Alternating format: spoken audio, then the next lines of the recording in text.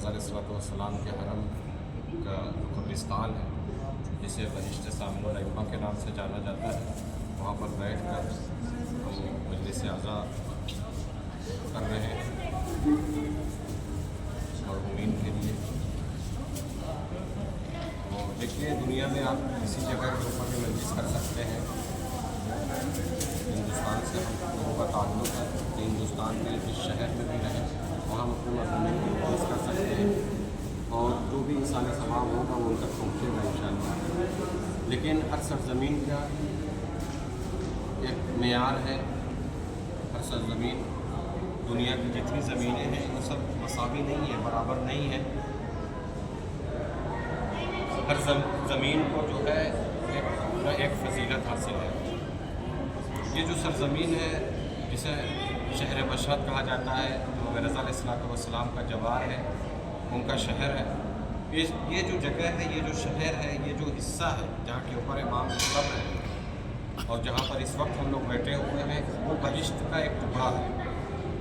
इस वक्त हम लोग जन्नत में बैठे हुए, बहिश्त में बैठे हुए हैं और यहाँ के ऊपर मजलिस करना, आप सोचें कि जिसको भी साले सवाब होगा, हम दर्क नहीं कर सकते कि उसे कितना सवाब मिल रहा होगा। सुभान अल्लाह। और जो हम लोग यहाँ बैठे हैं, जो हाज़रीन हैं, खुद उनको कितना सवाब मिलेगा उसका भी एहसास और उसको भी दर्क नहीं किया जा सकता है। हिंदुस्तान में हम वहाँ पर करते वाक़ई साले सवाब होता, सवाब मिलता, जो भी मजलिस होती, तबर्रुक का इंतज़ाम होता, तो सब सवाब पहुँचता। लेकिन ये जो जगह है मेरे अज़ीज़ों, ये इमाम का जवार नहीं सिर्फ, बल्कि इमाम के हरम का हिस्सा, दाखिल हरम में हम लोग बैठे हुए हैं। तो इस इमाम जो इमाम हमारा यहाँ पर दफन है, ये उनकी बरकत और उनकी फजीलत की वजह से ये सरज़मीन जो है वह फजीलत करार पाई। अब यहाँ के ऊपर अगर हम कोई अमल करेंगे, हम 2 रकात नमाज़ पढ़ेंगे, उसका सवाब बहुत ज़्यादा होगा। हम एक तस्बीह पढ़ लेंगे, तस्बीह हज़रत फ़ातिमा ज़हरा, इसका सवाब बहुत ज़्यादा होगा। हम अपने मरहूमीन के लिए एक मिसाल सवाब के लिए एक सूरह अल-हम्द अगर पढ़ेंगे, उसका सवाब दूसरी जगहों के बनिस्बत बहुत ज़्यादा होगा। हम यहाँ पर एक मजलिस अगर बर्पा करते हैं 10 मिनट, 15 मिनट, 20 मिनट की अपने मरहूमीन के लिए, तो बहुत ज़्यादा सवाब होगा उसका, जिसको शायद हम मतलब शुमार नहीं कर सकते हैं कि कितना सवाब हमारे उस मरहूमीन तक पहुँचेगा।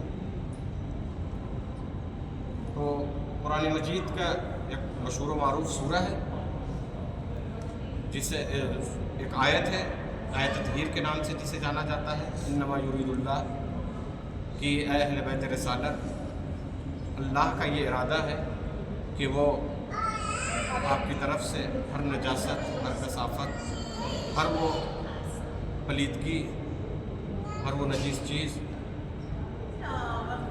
को दूर कर दे और आपको इतना पाक व पाकीज़ा बना दे कि जो खुदा की नज़र में इस्मत का नुक्ता आखिर होता है। यानी इतनी पाकीज़गी आपको अता कर दे कि जो इस्मत का नुक्ता मुख्ततम, नुक्ता आखिर होता है।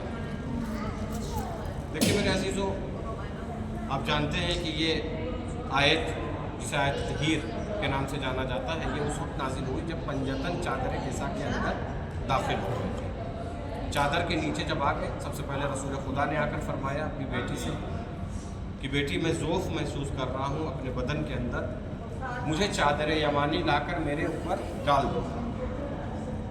हालांकि देखिए, इंसान जब कमज़ोरी या बीमार या मरीज़ होता है तो डॉक्टर के पास जाता है, तबीब के पास जाता है कि वहाँ जाकर डॉक्टर को दिखलाए, उससे इलाज करवाए, उससे कहे कि हमें दवा दो, इंजेक्शन दो, जो भी चीज़ होगी वो मतलब डॉक्टर के पास मैसर होगा।